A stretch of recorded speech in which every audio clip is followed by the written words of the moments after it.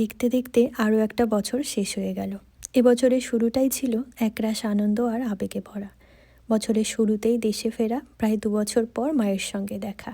কয়েক বছর পর নিজের সেই চেনা ঘরে ফিরতে না ফিরতেই মায়ের হাতের 1 কাপ গরম চা আর মায়ের সেই বিখ্যাত খাসির মাংস, কবজি ডুবিয়ে খাওয়া দাওয়া, আর দেশে শীতের সকালের উষ্ণতা, সব কিছু যেন নতুন করে প্রাণ ভরিয়ে দিয়েছিল।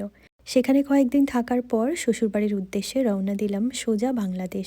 বাংলাদেশে এসেই প্রথমেই পদ্মার ইলিশ, তারপর নতুন নতুন মানুষের সঙ্গে পরিচয়, সব কিছু মিলিয়ে খুব সুন্দর একটা সময় কাটিয়েছিলাম বাংলাদেশ। এই সুন্দর স্মৃতিগুলো নিয়ে আবার ফিরলাম নিজের দেশে। বাড়ি ফিরেই সবাই মিলে শুরু হলো এক পবিত্র যাত্রা, রামরাজত্বের পথে অযোধ্যা। অযোধ্যার রাম মন্দিরে এসে ছোট রামলালার দর্শন, মনের ভেতরে এক অদ্ভুত শান্তি নেমে এলো। এরপর সেই সরয়ূ নদী, যেখানে আমাদের সন্ধে আরতি দেখার সুযোগ হওয়া, মন ভরে ভগবান শ্রী রামচন্দ্রের উদ্দেশ্যে আরতি করতে পারা, এবছরের আরও একটা প্রাপ্তি ছিল আমাদের এটা।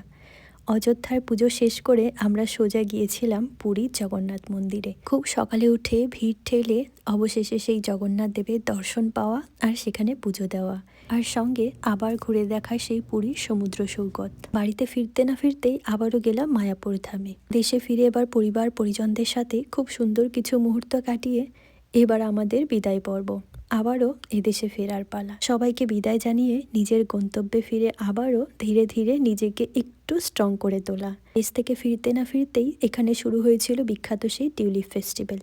সেখানেই আমরা গিয়েছিলাম, আর আসার পর থেকে কিছু ছোটোখাটো অনুষ্ঠান পাওয়ায় দেশের কষ্টটা খুব তাড়াতাড়ি ভুলে উঠতে পেরেছিলাম। এছাড়াও দেশ থেকে আসার পরপর আমরা খুবই ব্যস্ত ছিলাম নতুন একটা শহরে যাওয়ার জন্য, আর সেই জন্যই পুরনো শহরে আমরা কিছু কিছু জায়গা ঘুরে দেখছিলাম। আমার বিয়ের বেশ কয়েক বছর পর আমি আমেরিকায় এসেছিলাম। প্রথমে এসে উঠলাম সিয়াটেলে। সেখানে 2 বছর কাটানোর পর এখন আমরা আবার নতুন এক শহরে শিফট হতে যাচ্ছি, আর সেই জন্যই এতগুলো বছর যে শহরে ছিলাম শেষবারের মতো সিয়াটেল শহরটা ঘুরে দেখার পর সোজা পৌঁছে গেলাম ভার্জিনিয়াতে।